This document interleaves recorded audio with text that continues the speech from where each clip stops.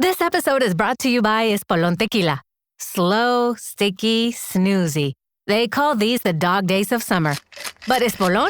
They don't do boring. Welcome to the Marg Days. Espolón Tequila.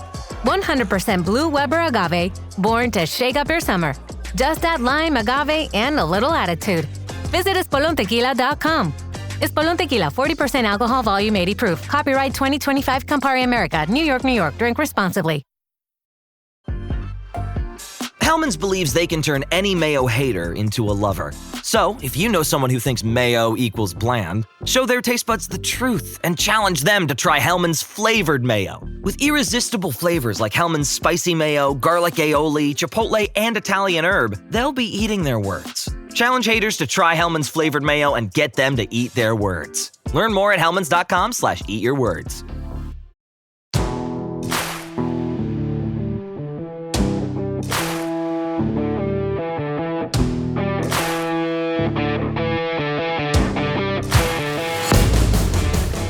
Welcome to Your Call, presented by the Headset app, where coaches share defining moments, hard-earned lessons, and the values that shape their programs. Today, you'll hear from Coach Tod Creneti, a 30-year veteran of the high school and college ranks, most recently the head coach at St. Stephen's Episcopal School in Florida. Coach Creneti unpacks the power of selflessness and how a simple message, love the man on your right and the man on your left more than yourself, became the foundation for a culture that changed everything. Let's get into it. The Headset app, a communication platform for coaches that makes sense. After all the technology we need is already in our pocket. No more time-consuming setup, lugging around cases, storing equipment, worrying about range, or finding the right location for your base station. The Headset app is an encrypted voice platform that is compatible with any Bluetooth headset or earbuds. The Headset app is a more secure, reliable, and easy-to-use communication system, delivered at just a fraction of the cost. Just open the app, put in your headphones, and go. At practice, on game day, or whenever. The Headset app. Download in the App Store or on Google Play today. Hey, my name is Tod Creneti. I was a high school and college football coach for about 30 years. I was a coach between Virginia and South Carolina, and finally in Florida, where I spent the last 20 years of my career. And my last gig was as the head football coach at St. Stephen's Episcopal School in Bradenton, Florida. And actually, the story that I'll share today will come from a couple of my stops in Florida as a head coach. And one of the things that I found myself coaching in a couple of private school settings where our numbers were low, where there weren't necessarily a lot of kids who played a ton of football. And we wanted to find a way to focus on things that allowed our guys to have some control over their effort, over their attitude, but mostly over how they took care of each other. And so we really started talking about the fact that football being a sport that requires 11 people on the field at a time, that we can't be the kind of people and the kind of teammates that think only about themselves. We've got to be the kind of people that are great teammates and take care of one another. And so we tried to figure out a way to implement that into their thinking. And actually, it just sort of came out one day as I was talking to our guys. Now, you have to understand that the two schools I'm talking about were both close to the beach. We had one that was on the East Coast, not far from the beach, and guys could get there in 5 or 10 minutes from school.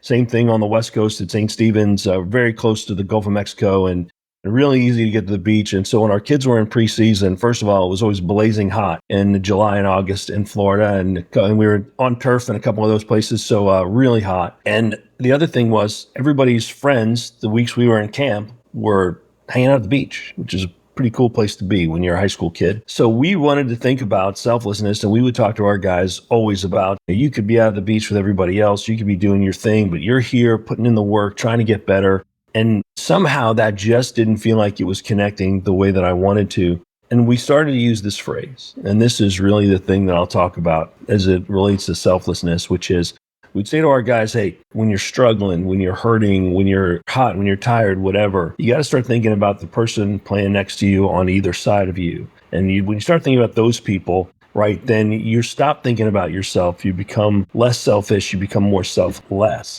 And the way that it came out in a pep talk 1 week, a pregame talk, was you got to learn to love the man on your right and the man on your left more than you love yourself. And that concept really resonated in both of those places. I think the place that took hold most was at St. Stephen's. And What was really powerful about that was at St. Stephen's, we got to a program that had never had a winning season, and we started out very slowly.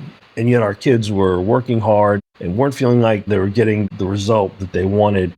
And as we started to focus their energy on how they took care of themselves, how they showed up to practice, how they worked, how they hit the weight room, everything that they did, and we tied it to the fact that when they took care of themselves and they focused on their teammates' needs, then they made other people better. Then we saw our team start to get really, really connected. We saw them start to grow together. We saw them start to play harder for one another. And we started to see guys show up in moments where maybe they wouldn't have shown up otherwise if they were just thinking about themselves. And one of the ways that this would show up was our guys would correct each other, not just on the field. And we had a situation like a lot of coaches do anymore on social media, where somebody posted something they shouldn't, and that post really was upsetting in the school when it was sort of spreading like wildfire. And when I called that player down to my office, he told me that he had already deleted the post. And I couldn't understand why he would have decided to do that on his own if he had decided to post it. And he told me that one of the guys who was playing in college, one of our kids who'd gone on to be a Division I player, had been in class when he saw the post, and he stepped out of class and he called our guy and he said, "Hey, listen, that's not what we do there. That's not who we are." And so he took the post down and apologized. And when I said to him, "Hey, I want you to understand what this means," he stopped me and he said, "No, coach, I want you to know that I was thinking of myself. I wasn't thinking of everybody else. I wasn't loving the guy on my right and the guy on my left more than myself." And eventually I knew that what I had done had hurt not only myself, but the program. And so we sort of started to focus on that thinking. And that's an example of off the field. But you also had guys on the field who would rally around one another. You would have guys who were more than willing to do extra, to go more, to run with a guy who needed help, just all these different ways in which it would show up in our games. And the way that our guys started to root for one another, the way that our guys started to celebrate with one another, you could just see this energy and this love for one another start to show through. By the time we were really rolling in the program, we had a stretch over 3 seasons where we won 22 games in a row. We get 4 state championships. We win the middle 2, lose the ones on the ends or whatever. But as we were getting into those moments, we didn't have jealousy. There weren't necessarily people pointing fingers when things went wrong. Our guys knew that the expectation was that they were going to pick each other up, that they were going to get through these adverse times. And the reason was they'd committed to love the person on their right and the person on their left more than they loved themselves. Why this works in the game of football so profoundly, I think, is because it requires so many people to build a great team, to build a great program. You can't win with 1 or 2 guys all the time. You might get away with it in some situations, but when you play really good people, you've got to be not only great with the 11 on the field, you've got to have great depth coming off the bench. And when everybody's connected to a singular purpose, which is to be a part of something bigger than themselves, to be part of this great program, the results that you get are remarkable. Because as we all know as coaches, you can have the most talented group of guys in the world, but if they're out there for themselves, if they're pulling in their own direction, it doesn't work. It just doesn't work.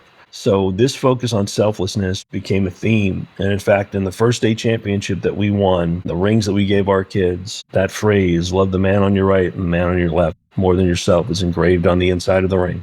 It's the reminder that what really matters isn't how big you are, how fast you are. It's how good a teammate can you be and how selfless can you be. And the thing that I love most about that concept is it translates well beyond the field. This is something that makes us better in every single situation we can imagine. And since I've retired from coaching on the field, I've been coaching in corporate settings. I work with businesses, I work with nonprofits, I work with municipalities around the country. And I know, because I see it every day, that the ability to be selfless, to be the kind of player, the needs of their teammates, that anticipates and meets those needs, allows you to be an impact player wherever you go, whatever you do. And so that was the big lesson for us. That was the big learning for us. And I'm really excited that I get to share this anytime. I think the key to making it work really is that you have to hold people accountable, that you have to be able to take somebody aside when they're doing things that are hurting the rest of the organization or the team and say it in plain words, not as an accusation, but as a direction. I think in all, in the way that I would really, really wrap this up is, it was worth it to go through this process, as challenging as it was at the beginning, to really help guys think differently. It was worth it because we created relationships that are going to last a lifetime. We created a team that will live on well beyond the time it's spent together on the field. And I have a lot of gratitude for that, because it means it'll be a part of my life forever as well. And so as difficult as it was, and as woo-woo as it might have felt at the beginning, or as uncomfortable as it was for our guys, Once they took hold of it, we felt like we created a culture that not only could we win with, but a culture that we couldn't lose with.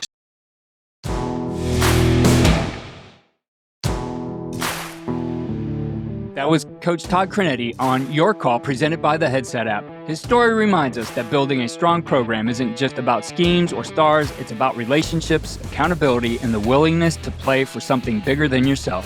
When love and trust flow across the line of scrimmage, special things happen.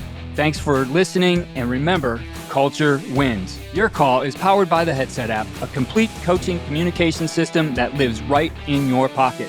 No expensive equipment, no contracts, no setup or tear down, just crystal clear, open voice channels for your entire staff, whether it's game day or practice. Ready to ditch outdated headset systems? Download the Headset app today and change the way your team communicates.